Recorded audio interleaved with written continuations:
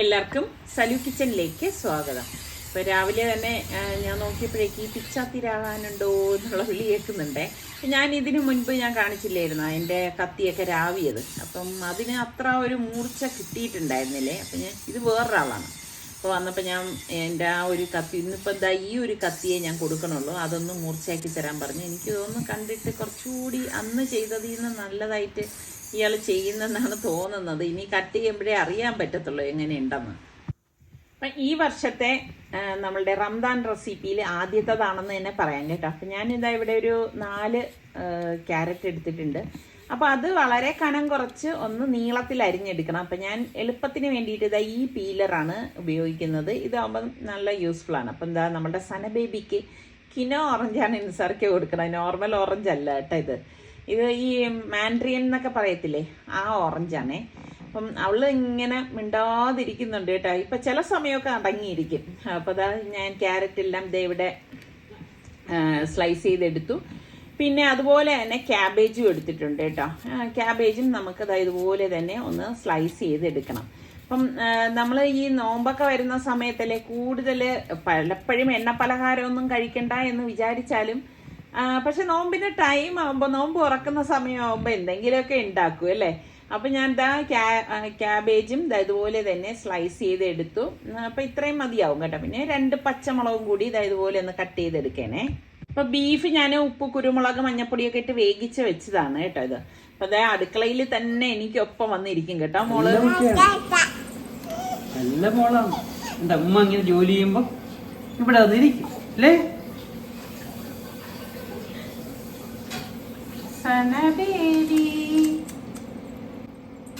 സനബേബി ഉറങ്ങി എഴുന്നേക്കുമ്പോ ആദ്യം വിളിക്കുന്ന ആരെയാ? പാപ്പാ പാപ്പാ. അപ്പയെ വിളിച്ച മോള്, അപ്പയെ വിളിച്ച. ഇങ്ങനെ അവള് വന്നിരുന്ന് വർത്തമാനമൊക്കെ പറഞ്ഞ് ഇങ്ങനെ ഇരിക്കുമ്പോ നല്ല രസമാണ് കേട്ടാ. അപ്പോൾ ഇതാ നമ്മളുടെ ആ ബീഫ് ഉണ്ടല്ലോ, അത് നമുക്ക് ഒന്ന് ക്രഷ് ചെയ്തെടുക്കണം. ഇപ്പം ബീഫ് ഉപയോഗിക്കാത്തവരാണെങ്കിൽ മട്ടൺ വേണമെങ്കിൽ മട്ടൺ ഉപയോഗിക്കാം, അതല്ല ചിക്കൻ ആണെങ്കിൽ ചിക്കൻ ഉപയോഗിക്കാം. നമ്മൾ ഇതുപോലെ വേവിച്ച് എടുത്ത് ഫ്രീസറിലൊക്കെ സ്റ്റോർ ചെയ്ത് വെക്കുകയാണെങ്കിൽ നമുക്ക് ആവശ്യാനുസരണം ഇതുപോലെ ഉണ്ടാക്കിയെടുക്കാനൊക്കെ എളുപ്പമായിരിക്കും കേട്ടോ.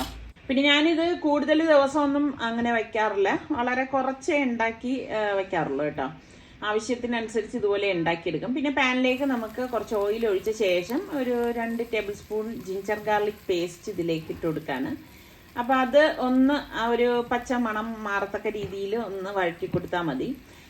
പിന്നെ നമുക്ക് ഇതിലേക്ക് വേണ്ട വെജിറ്റബിൾസ് ക്യാബേജും ക്യാരറ്റും അല്ലേ നമ്മൾ എടുത്തത്, അതുകൊണ്ട് തന്നെ ഞാൻ ഇതിലേക്ക് സവോള ചേർക്കത്തില്ല കേട്ടോ. സവോള ചേർക്കേണ്ട ആവശ്യമില്ല.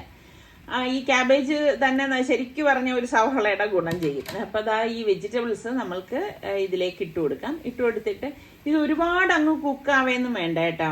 അറിയാലോ ക്യാബേജും ക്യാരറ്റും ഒക്കെ കുറച്ചിങ്ങനെ റോ ആയിട്ടിരുന്നാലും ഒരു പ്രശ്നമില്ല. അല്ലാതെ ഇങ്ങനെ വഴണ്ട് അതിന്റെ കളറൊക്കെ നഷ്ടപ്പെട്ട് ഗുണവും നഷ്ടപ്പെട്ട് എടുക്കേണ്ട കാര്യമൊന്നുമില്ല കേട്ടോ. അപ്പൊ എന്നിട്ട് നമുക്ക് ഇതുപോലെ ഒന്ന് വഴറ്റി കൊടുക്കാം. ഇപ്പൊ ഇതിലേക്ക് നമുക്ക് ഈ സമയത്താണ് ഞാൻ പാകത്തിനുള്ള ഉപ്പ് ചേർത്ത് കൊടുക്കുന്നത്. പിന്നെ 1 ടീസ്പൂൺ മഞ്ഞൾപ്പൊടിയും 1 ടീസ്പൂൺ ഗരം മസാല പൊടിയും, പിന്നെ നമുക്ക് ഇതിലേക്ക് വേണ്ടിയിട്ട് മിന്റ് ലീഫ് ഇല്ലേ, അതൊക്കെ നമുക്ക് വാങ്ങിക്കാൻ കിട്ടും. ഇപ്പൊ നിങ്ങളുടെ കയ്യിൽ ഇതുപോലെ ഇല്ലെങ്കിൽ മറ്റേ ഫ്രഷ് പുതിന ഇട്ടാലും മതി. പിന്നെ 1 ടീസ്പൂൺ ഒണിയൻ പൗഡർ കേട്ടോ. പിന്നെ ഇതൊക്കെ ഇടുമ്പോഴാണ് നല്ല ടേസ്റ്റ് ഉണ്ടാവണത്.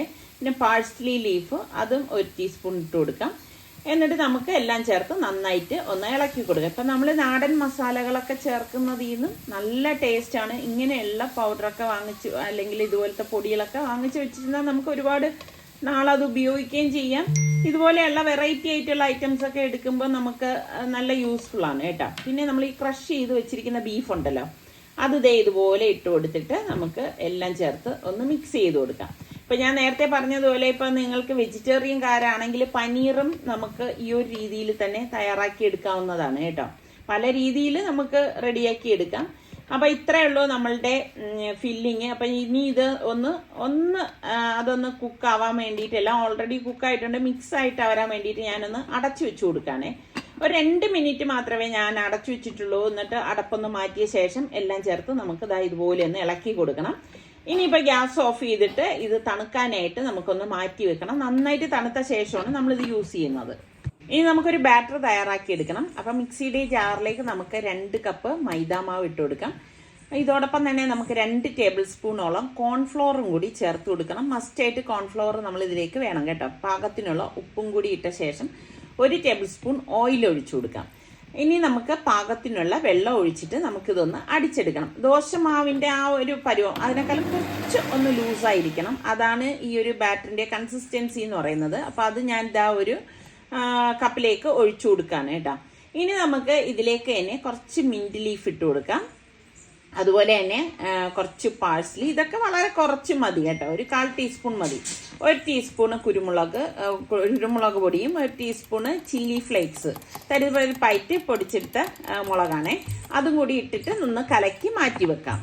ഒരു പാൻ അടുപ്പത്തേക്ക് വെച്ച ശേഷം അതൊന്ന് ചൂടാകുമ്പോഴേക്ക് ജസ്റ്റ് ഓയിൽ ഒന്ന് ബ്രഷ് ചെയ്ത് കൊടുക്കാം. ഇപ്പം ഇളകി കിട്ടുന്ന പാനൊക്കെ ആണെങ്കിൽ ഇങ്ങനെ ഓയിൽ അധികം തേക്കേണ്ട ആവശ്യമില്ല. ഞാൻ ചെറുതായിട്ടൊന്ന് ബ്രഷ് ചെയ്ത് കൊടുത്തിട്ടേ ഉള്ളൂ. എന്നിട്ട് നമുക്ക് കുറച്ച് ബാറ്റർ ഇതിലേക്ക് ഒഴിച്ചിട്ട് ഇതുപോലെ ഒന്ന് ചുറ്റിച്ചു കൊടുക്കണം കേട്ടോ. അപ്പോൾ ആ ബാറ്റർ എല്ലായിടത്തും വരത്തക്ക രീതിയിൽ ഒരു ദോശ ഉണ്ടാക്കത്തില്ലേ ആ ഒരു പരുവത്തിൽ നമ്മളിതാ ഇതുപോലെ റെഡിയാക്കി എടുക്കണം. വിട്ടുപോയിട്ടുള്ള സ്ഥലങ്ങളിലൊക്കെ ഒന്ന് മാവൊഴിച്ച് ഒന്ന് ഫില്ല് ചെയ്ത് കൊടുക്കാം. ഇത് എല്ലായിടും ഫില്ല് ചെയ്താൽ മാത്രമേ നമുക്കിത് ശരിയാകത്തുള്ളൂ. അല്ലെങ്കിൽ എന്ന് വെച്ചാൽ നമ്മളിത് റോൾ ചെയ്യുമ്പോഴേക്ക് ബുദ്ധിമുട്ടുണ്ടാവും കേട്ടോ. അതുകൊണ്ട് നമ്മൾ ഈ ഓരോന്നും എടുക്കുമ്പോഴേക്കും ഇത് ഫില്ല് ചെയ്യുന്നത് കറക്റ്റായിട്ട് വരണം കേട്ടോ. അപ്പോൾ ഇത് ഇപ്പം നമ്മൾ പെട്ടെന്ന് തന്നെ റെഡിയാവും കേട്ടോ. 1 മിനിറ്റ് ഒന്നും വേണ്ട ഒരു സൈഡ് റെഡിയാകാൻ. അപ്പോഴേക്ക് വെന്തിട്ടുണ്ട്. അത് ജസ്റ്റ് ഒന്ന് മറിച്ചിട്ട് കൊടുക്കാം. മറിച്ചിട്ട ഉടൻ തന്നെ നമ്മൾ ഇത് പാനിൽ നിന്ന് മാറ്റി കൊടുക്കും. കാരണം ഒരുപാട് നേരം ഇത് കുക്കായി ഭയങ്കര കുക്കായി കഴിഞ്ഞാൽ ഭയങ്കരമായിട്ട് ഡ്രൈ ആവും. അങ്ങനെ വരേണ്ട ആവശ്യമില്ല. നമുക്കിതൊരു പ്ലേറ്റിലേക്ക് മാറ്റാം. അപ്പം ഈ ഇരിക്കുന്ന മാവെല്ലാം നമുക്ക് ആദ്യം ഇതുപോലെ തന്നെ നമുക്ക് ദോശ ഉണ്ടാക്കിയിട്ട് ഇതെല്ലാം ഒന്ന് മാറ്റി വെച്ചു കൊടുക്കണം. അപ്പം ഇത് നമുക്ക് ഒട്ടാതിരിക്കാനും പൊട്ടിപ്പോകാതിരിക്കാനും പ്രത്യേകം ശ്രദ്ധിച്ചേക്കണം. ഇത് പൊട്ടിപ്പോകാതിരിക്കാൻ വേണ്ടിയിട്ടാണ് നമ്മൾ ഈ ബാറ്റർ തയ്യാറാക്കുന്നതിൽ കോൺഫ്ലോർ ചേർത്ത് കൊടുത്തത് കേട്ടോ. കോൺഫ്ലോർ ചേർത്ത് കഴിഞ്ഞാൽ മാവ് നമുക്ക് പൊട്ടിപ്പോകത്തില്ല.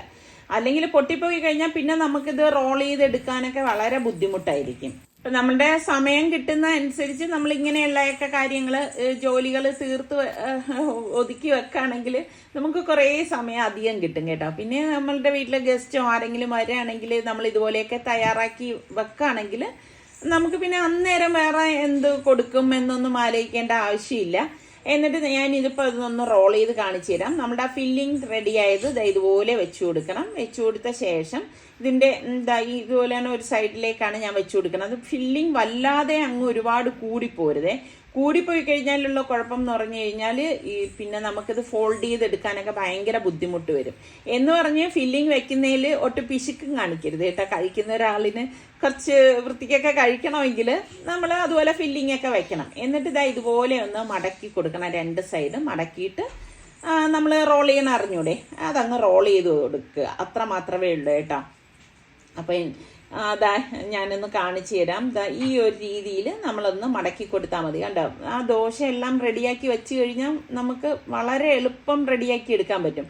ഇനി ഇത് ഒട്ടിക്കാൻ വേറൊന്നും വേണ്ട. നമ്മളൊന്ന് ഇങ്ങനെ അമർത്തി കൊടുക്കുമ്പോൾ തന്നെ അതവിടെ സ്റ്റിക്കായിരിക്കും കേട്ടോ. അപ്പോൾ ഈ രീതിയിലാണ് ഞാൻ എല്ലാം ഫില്ല് ചെയ്ത് എടുക്കാനായിട്ട് പോണത്. അപ്പം ഇതിപ്പം റെഡിയായത് ഞാൻ അവിടെ വെച്ചു. പിന്നെ ഇനി ഒരെണ്ണം കൂടി ഞാൻ കാണിച്ചു തരാം കേട്ടോ, എങ്ങനെയാണ് ഫില്ല് ചെയ്യുന്നതെന്ന്. ഈ ഒരു രീതിയിൽ എടുത്താൽ മതി. കുറച്ച് ഇങ്ങനെ കുറച്ച് ഫില്ലിങ് വെച്ച ശേഷം ഒന്ന് ഫോൾഡ് ചെയ്യണം. എന്നിട്ട് 2 സൈഡിൽ നിന്നും ഒന്ന് മടക്കി കൊടുക്കണം. മടക്കി കൊടുത്ത ശേഷം പിന്നെ അങ്ങ് റോൾ ചെയ്ത് അങ്ങ് എടുത്താൽ മതി കേട്ടോ. അപ്പോൾ ഒരെണ്ണം ആയിക്കഴിഞ്ഞ് കഴിഞ്ഞാൽ പിന്നെ നമുക്ക് പെട്ടെന്ന് ജോലികൾ ചെയ്തെടുക്കാൻ, അതായത് ഇത് ചെയ്ത് തീർക്കാനായിട്ട് പറ്റും കേട്ടോ. അപ്പോൾ ഈ ഒരു രീതിയിൽ എടുത്താൽ മതി. അപ്പോൾ നമ്മളൊരു പാനിൽ വെച്ച് ഇത് റെഡിയാക്കി എടുത്തുകൊണ്ട് തന്നെ സൈസെല്ലാം ഒരേ സൈസിൽ നമുക്ക് റെഡിയാക്കി എടുക്കാൻ പറ്റും. അങ്ങനെ ഇപ്പം റോളുകളെല്ലാം ഞാൻ റെഡിയാക്കി എടുത്ത് വെച്ചിട്ടുണ്ട്. അപ്പം ഇതുകൊണ്ട് കഴിഞ്ഞിട്ടില്ല കേട്ടോ. പിന്നെ നമ്മൾ ബ്രെഡ് ക്രംസ്, ഞാനിവിടെ ബ്രെഡ് പൊടിച്ചെടുത്ത് വെച്ചതാണ് കേട്ടോ. പിന്നെ നമ്മൾ ഈ ബാറ്റർ തയ്യാറാക്കിയതിൽ നിന്ന് കുറച്ച് ബാറ്റർ ഒരു ബൗളിലേക്ക് ഒഴിച്ചിട്ടുണ്ട്. എന്നിട്ട് ആ ബാറ്ററിലേക്ക് ഈ റോള് മുക്കിയ ശേഷം ഇനി നമുക്ക് ഇതിനെ ബ്രെഡ് ക്രംസിൽ, അതായത് റസ്ക് പൊടിയില്ലേ, ഇതിപ്പോൾ ബ്രെഡ് പൊടിച്ചെടുത്തതാണ് കേട്ടോ, അതിലേക്ക് ഇട്ടിട്ട് ഇതുപോലെ നമുക്ക് മറ്റേ കൈ കൊണ്ട് മിക്സ് ചെയ്ത് കൊടുക്കാം. കാരണം നമ്മൾ മറ്റേതെന്ന് പറഞ്ഞു കഴിഞ്ഞാൽ മാവിൽ മുക്കി കഴിഞ്ഞ് കഴിഞ്ഞാൽ പിന്നെ ഈ ഒരു പ്രോസസ്സ് എന്ന് പറഞ്ഞാൽ ഭയങ്കര എനിക്ക് ബുദ്ധിമുട്ട്. അതായത് ഇങ്ങനെ ഈ ഒട്ടിപ്പിടിക്കുന്നതൊന്നും എനിക്ക് ഇഷ്ടമില്ല കേട്ടോ. നിങ്ങൾ എത്ര പേർക്ക് അങ്ങനെ ഉള്ളവരുണ്ട് എന്നെ പോലെ ചിന്തിക്കുന്നവര്? അതുപോലെ തന്നെ ഇപ്പം നിങ്ങൾ ഈ റോൾ ഉണ്ടാക്കുമ്പോഴേക്ക് എന്ത് ഫില്ലിംഗ് ആണ് നിങ്ങൾക്ക് ഇഷ്ടം? നിങ്ങൾ ഇതുപോലെയൊക്കെയുള്ള പണികളൊക്കെ തുടങ്ങിയിട്ടുണ്ടോ? അപ്പൊ ഞാനിതിപ്പം റംസാന് മുന്നോടിയായിട്ട് ജസ്റ്റ് ഒരു സാമ്പിൾ എന്നൊക്കെ പറയണത് പോലെ ഒന്ന് കാണിച്ചു തന്നതാണ് കേട്ടോ. ശരിക്കും നമ്മൾ ഈ സ്പ്രിംഗ് റോളൊക്കെ പുറത്തുനിന്നൊക്കെ വലിയ വില കൊടുത്തൊക്കെ വാങ്ങിക്കുമല്ലോ. നമ്മൾ വീട്ടിലുണ്ടാക്കി കഴിച്ചു കഴിഞ്ഞാലുണ്ടല്ലോ പിന്നെ നമ്മൾ പുറത്തുനിന്നൊന്നും വാങ്ങിക്കാൻ വലിയ ഇൻട്രസ്റ്റ് കാണിക്കത്തേ ഇല്ല കേട്ടോ. കാരണം നമുക്ക് ഇഷ്ടമുള്ള രീതിയിലുള്ള ഫില്ലിങ് നമുക്ക് ഇതിൽ തയ്യാറാക്കി എടുക്കാൻ പറ്റും. പിന്നെ വളരെ ഹെൽത്തി ആയിട്ടായിരിക്കുമല്ലോ നമ്മളിത് ഉണ്ടാക്കണത്. അപ്പം ഞാനിത് സ്റ്റോർ ചെയ്യുന്നത് എങ്ങനെയെന്ന് കാണിച്ചു തരാം. ഇപ്പം നല്ല വലിയ സിപ്ലോ കവർ എടുക്കണം. ഇപ്പം ചെറുതാണെങ്കിൽ അതിലെത്രയാണോ കൊള്ളുന്നത് അതിനനുസരിച്ച് എടുത്താൽ മതി കേട്ടോ. എന്നിട്ട് നമുക്ക് ഇതുപോലെ സിപ്ലോ കവറിലേക്ക് വെച്ചിട്ട് നമുക്ക് അടുക്കി വെച്ചു കൊടുക്കാം. എന്നിട്ട് ഇതിനെ മടക്കിയിട്ട് ഫ്രീസറിൽ വെക്കുകയാണ് ചെയ്യണത്. പിന്നെ ഇങ്ങനെ ഇതിപ്പം എനിക്ക് പിന്നെ ചെയ്ത് ശീലമുള്ളതുകൊണ്ടാണ് ഞാൻ ഇങ്ങനെ തന്നെ എടുത്തു വെക്കണത്. പിന്നെ നിങ്ങൾ വെക്കുമ്പോഴേക്ക് ഒട്ടിപ്പോകാതെ നിങ്ങൾക്ക് വെക്കണം എന്ന് ഉറപ്പുണ്ടെങ്കിൽ നിങ്ങൾ ആദ്യം ഒരു ട്രേയിൽ വെച്ചിട്ട് ഫ്രീസറിൽ ഒരു 10-15 മിനിറ്റോ അല്ലെങ്കിൽ ഒരു അരമണിക്കൂർ വെച്ച ശേഷം പുറത്തെടുത്തിട്ട് സിപ്ലോ കവറിൽ ഇതുപോലെ ഒന്ന് അറേഞ്ച് ചെയ്തെടുത്തിട്ട് തിരിച്ച് ഫ്രീസറിൽ ഇതുപോലെ അങ്ങ് വെച്ചാൽ മതി. അപ്പം ആവശ്യാനുസരണം നമുക്ക് എടുക്കാൻ പറ്റും. നമ്മൾ ഉപയോഗിക്കുന്നതിന് ഒരു അരമണിക്കൂർ മുമ്പ് അത് പുറത്തെടുത്ത് വെച്ചേക്കണേ. പിന്നെ അത് കഴിഞ്ഞ ശേഷം ഞാൻ നമ്മളുടെ ഈ ക്ലീനിങ്ങിൻ്റെ കുറച്ച് പണികൾ ബാക്കി ഉണ്ടായിരുന്നു. എന്ന് വെച്ചാൽ ഇപ്പം ഞാൻ പറഞ്ഞില്ലേ എനിക്ക് ഹെൽപ്പിന് ആളുണ്ട്. പക്ഷെ എന്നാലും ഇങ്ങനെയുള്ള സ്പേസിൽ ഒന്നും ചിലപ്പോൾ കണ്ണെത്തത്തില്ല കേട്ടോ. അപ്പം നമ്മളാണ് ഇങ്ങനെയുള്ളതൊക്കെ നോക്കണത്. അപ്പം അവിടെയൊക്കെ അത് മെയിൻ നോക്കണത് നിസാറൊക്കെയാണ് കേട്ടോ. ഒരു രക്ഷയില്ല. ഇപ്പൊ സുൽത്താന്റെ ഫ്ലോർ കഴിഞ്ഞ ആഴ്ച ചെയ്തൊക്കെ കഴിഞ്ഞു. ഇത് റിസ്വാന്റെ ആ ഫ്ലോറാണ് കേട്ടോ. അപ്പം ഇങ്ങനെയുള്ളതൊക്കെ കണ്ട ഈ ഒരു ഇതിലൊക്കെ ഇങ്ങനെ നല്ല വല പിടിച്ചിരിക്കും. നമുക്ക് കാണാനൊന്നും പറ്റത്തില്ല എന്നേ. പക്ഷെ നമ്മളിങ്ങനെ അടിച്ചെടുക്കുമ്പോഴാണ് അതിലുള്ള പൊടിയും വലയും ഒക്കെ ഒന്ന് മാറിക്കിട്ടുന്നത്. അപ്പൊ ഇടയ്ക്കിടയ്ക്കൊക്കെ ഇതുപോലെ നിസാറിക്കൊക്കെ പറ്റുന്ന സമയങ്ങളിൽ നിസാറിക്കായും വന്ന് ഇതുപോലെയൊക്കെ വന്ന് പൊടി അടിച്ച് മാറ്റും കേട്ടോ. കാരണം അല്ലാന്നുണ്ടെങ്കിൽ നമ്മൾ കണ്ടിട്ടില്ലേ ചിലയിടത്ത് നമ്മൾ നോക്കുമ്പോഴേക്കും ഇങ്ങനെ വല നമ്മൾ ചിലപ്പം ശ്രദ്ധിക്കാതെ പോകുന്ന ഭാഗങ്ങളായിരിക്കും കേട്ടോ. വല എന്ന് പറയുന്നത് പെട്ടെന്ന് പിടിക്കും. അപ്പം നിങ്ങളും ഇതുപോലെയുള്ള ക്ലീനിങ് ഒക്കെ കഴിഞ്ഞോ? അതേ ക്ലീനിങ് നടന്നുകൊണ്ടിരിക്കുകയാണോ? അതേ ഇനിയാണോ ചെയ്യണത്? അപ്പം നിങ്ങളുടെ വിശേഷങ്ങൾ കൂടി പറയട്ടെ. പിന്നെ ഈ ജനലയും ഇതിൻ്റെ ഞാൻ എപ്പോഴും പറയത്തില്ലേ ഇതിൻ്റെയൊക്കെ കർട്ടൻ്റെയൊക്കെ ഫ്രെയിമിൻ്റെ മുകളിലൊക്കെ നല്ല പൊടി ഉണ്ടാവും. അപ്പം ശരിക്കും പറഞ്ഞാൽ ഞാൻ പറഞ്ഞില്ലേ ഒരാളുടെ അടുത്ത് വരാൻ പറഞ്ഞിട്ടുണ്ട്. അപ്പം തൽക്കാലം ഞാൻ ജസ്റ്റ് ഇതൊന്ന് ക്ലീൻ ചെയ്യുന്നതേ ഉള്ളൂ. ആണുങ്ങൾ നിന്ന് ചെയ്യണത് പോലെ നമ്മൾ നിന്ന് ചെയ്തു കഴിഞ്ഞാൽ അത്ര അങ്ങോട്ട് പെർഫെക്ഷൻ കിട്ടൂല എന്നാണ് എനിക്ക് തോന്നുന്നത്. ഇങ്ങനെ മുകൾ ഭാഗങ്ങളിലൊക്കെ ശരിക്കും ഇതൊക്കെ ചെയ്തു വരുമ്പോഴേക്ക് നമ്മൾ ഈ വീഡിയോയിൽ വളരെ കുറച്ചല്ലേ കാണിക്കുന്നത്. എന്തെങ്കിലുമൊക്കെ പണികളുണ്ടാവും കേട്ടോ. ചെയ്തു വരുമ്പോൾ ഭയങ്കര ക്ഷീണമാണ്. അപ്പം ഇന്നിപ്പം ഞാൻ ഇനിയിപ്പം എന്നെക്കൊണ്ട് പറ്റുന്നില്ല, ഞാൻ നിർത്തുകയാണ്. അങ്ങനെ ഞാൻ അടുക്കളയിൽ വന്ന് നോക്കിയപ്പോഴേക്ക് ഓറഞ്ച് ഇരിപ്പുണ്ടായിരുന്നു. അപ്പം നല്ല ഫ്രഷ് ഓറഞ്ച് ജ്യൂസ് അടിക്കാമെന്ന് വിചാരിച്ചു. നമ്മുടെ അഗാറയുടെ ഓറഞ്ച് ജ്യൂസറിലാണ് ഞാനിപ്പം ജ്യൂസ് അടിക്കുന്നത്. ഇതാകുമ്പോൾ നല്ല സൗകര്യമാണേ. ഓറഞ്ച് ഇതുപോലെ വെച്ച് കൊടുത്തു കഴിഞ്ഞാൽ ഫ്രഷ് ആയിട്ട് തന്നെ നമുക്ക് ഗ്ലാസ്സിലേക്കോ ജഗ്ഗിലേക്കോ ഒക്കെ ജ്യൂസ് എടുക്കാനായിട്ട് പറ്റും. അപ്പം ശരിക്കും ക്ഷീണിച്ചിരിക്കുമ്പം ഇതുപോലെയൊക്കെ നല്ല ഫ്രഷ് ജ്യൂസ് കുടിക്കാൻ ഭയങ്കര ഉന്മേഷം കിട്ടും കേട്ടോ. ആ ഒരു ടൈമിൽ നമുക്ക് ഇതിങ്ങനെ ഉണ്ടാക്കി കുടിക്കുമ്പോൾ കിട്ടുന്ന ഒരു എനർജി ഭയങ്കരമാണ്. നല്ല ഫ്രഷ് ജ്യൂസ് കുടിക്കുമ്പോൾ കിട്ടുന്ന ഒരു എനർജി ഉണ്ടല്ലോ, അത് പറഞ്ഞറിയാൻ പറ്റില്ല. നമ്മളാരും നമ്മളുടെ ആരോഗ്യത്തെക്കുറിച്ച് ചിന്താകുലരല്ല എന്നാണ് തോന്നുന്നത് അല്ലേ? നമ്മൾ വീട്ടമ്മമാർ എന്നും എപ്പോഴും നമ്മളുടെ ആരോഗ്യത്തിനെ കുറിച്ച് നമ്മൾ ചിന്തിക്കണം. എന്നിട്ട് നമ്മൾ ഇതുപോലെ രാവിലെ ഒരു ഫ്രഷ് ജ്യൂസോ എന്തെങ്കിലും കുടിച്ച ശേഷം ബാക്കിയുള്ള ജോലികളിലൊക്കെ പോകണം. ഭർത്താക്കന്മാരുടെ അടുത്ത് പറയണം എന്നും നിങ്ങൾക്ക് വേണ്ട ഓറഞ്ചോ ആപ്പിളോ എന്താണെന്ന് വെച്ചാൽ വാങ്ങിച്ചുകൊണ്ട് തരാൻ. അത് കഴിഞ്ഞാൽ നിങ്ങളുടെ ആരോഗ്യം ഉണ്ടെങ്കിലേ പിന്നെ ബാക്കിയുള്ളൂ കേട്ടാ. അടിപൊളി സൂപ്പർ ടേസ്റ്റ് കേട്ടാ. പിന്നെ കുളിച്ച് നനച്ചൊക്കെ വന്ന ശേഷം ഞാൻ വിചാരിച്ച് ബ്രെഡ് ഞാൻ കുറച്ച് കൂടുതൽ വാങ്ങിയിട്ടുണ്ടായിരുന്നേ. അപ്പം നമ്മൾ മറ്റേ റോൾ ഉണ്ടാക്കാൻ വേണ്ടിയിട്ട് ഞാൻ ബ്രെഡ് പൊടിച്ചല്ലേ എടുത്തത്.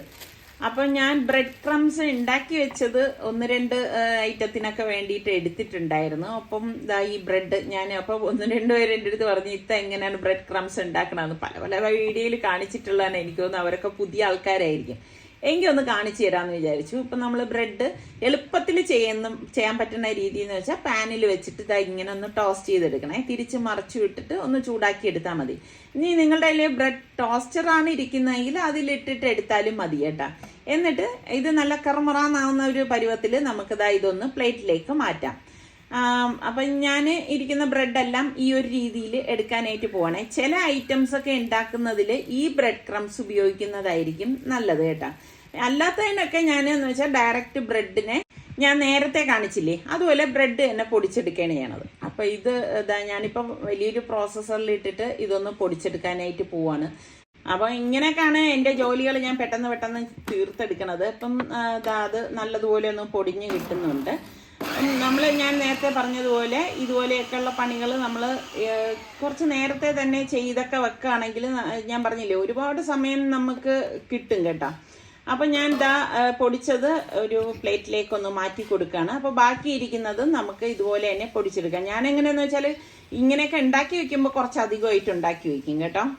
പണ്ടൊക്കെ ഞാൻ ബ്രെഡ് ക്രംസ് കടകളിൽ നിന്ന് ഇവിടെ നാട്ടിൽ വന്ന ശേഷം കേട്ടോ വാങ്ങിക്കുമായിരുന്നേ. പക്ഷെ നമ്മുടെ ഗൾഫിലൊക്കെ നല്ലത് കിട്ടും, ഇവിടെ ഒന്നും അത്ര നല്ലതൊന്നും കിട്ടത്തില്ലെന്നേ. അപ്പൊ അതിനേക്കാളും നമ്മൾ ഇതുപോലെ എടുക്കുന്നതാണ് നല്ലത്. ഇനി ഇത് നിങ്ങൾക്ക് ഉണ്ടാക്കാൻ ബുദ്ധിമുട്ടാണെങ്കിൽ നിങ്ങൾ ബ്രെഡ് ഡയറക്റ്റായിട്ട് പൊടിച്ചിട്ട് അപ്പോഴും തന്നെ ഉപയോഗിക്കാനാണെങ്കിൽ അതിന് യാതൊരു പ്രശ്നവുമില്ല. അങ്ങനെ ചെയ്താലും മതി കേട്ടാ. എന്നാലും നമ്മൾ ഈ കടകളിൽ നിന്ന് വാങ്ങിക്കരുത് കേട്ടോ. അവരൊക്കെ എക്സ്പയർ ആയ ബ്രെഡാണോ റസ്ക് ആണോ ഉപയോഗിക്കുന്നത് നമുക്കറിയത്തില്ലല്ലോ. അപ്പൊ ഇത് ഞാൻ ഇതുപോലെ സിപ്ലോ കവറിലാക്കിയിട്ട് ഇടുമ്പോഴേക്കും ഇത്രയേ ഉള്ളൂ. എന്ത് ബ്രെഡ് എടുത്തതാണെന്നറിയാവോ. ഇനി നമ്മൾ ഇതങ്ങ് ഫ്രീസറിൽ സൂക്ഷിക്കുകയാണ് ചെയ്യുന്നത്. അപ്പൊ നമ്മളുടെ റോള് ഞാൻ ഫ്രൈ ചെയ്ത് കാണിച്ചില്ലല്ലോ. അപ്പൊ പലർക്കും തോന്നും അയ്യോ അത് ഫ്രിഡ്ജിൽ വെച്ചല്ലോ കാണിച്ചില്ലല്ലോ എന്ന് തോന്നും. അപ്പൊ ഞാൻ ചില വീഡിയോസ് ഒക്കെ കാണിക്കുമ്പോൾ ഇതുപോലെ കമന്റ്സ് കാണുമ്പോഴാണ് ഞാനും ഓർക്കണത് കേട്ടോ, നിങ്ങൾ അത് കാണിച്ചില്ലല്ലോ എന്ന്. അപ്പൊ എണ്ണ നന്നായിട്ട് ചൂടാകുമ്പോഴേക്കും നമുക്ക് ആവശ്യമുള്ള റോൾസ് ഇതുപോലെ എണ്ണയിലേക്ക് ഇട്ട് കൊടുക്കണം. അപ്പം ഈ ഒരു രീതിയിൽ മുങ്ങി നിൽക്കത്തക്ക രീതിയിൽ എണ്ണ ഒഴിച്ചു കൊടുക്കണം കേട്ടോ. പിന്നെ ഇത് നമ്മൾ മൈദാ മാവല്ലേ ഉപയോഗിച്ചത്, നിങ്ങൾക്ക് വേണമെങ്കിൽ ഗോതമ്പ് മാവിലും ഇത് തയ്യാറാക്കാം, ഹെൽത്തി ഇതൊക്കെ നോക്കുന്നവരാണെങ്കിൽ. പക്ഷെ അങ്ങനെ നോക്കുമ്പോഴേക്കും നമ്മൾ വല്ല എയർ ഫ്രയറിലും വെച്ചിട്ട് ഫ്രൈ ചെയ്തെടുക്കേണ്ടി വരും. കാരണം എണ്ണയിലിട്ടാണ് ഇത് ഫ്രൈ ചെയ്തെടുക്കുന്നത് കേട്ടോ. അപ്പം ഇതുപോലെ കുറച്ച് ടൈം എടുക്കും ഇതൊന്ന് ഫ്രൈ ആയി കിട്ടാനായിട്ട്.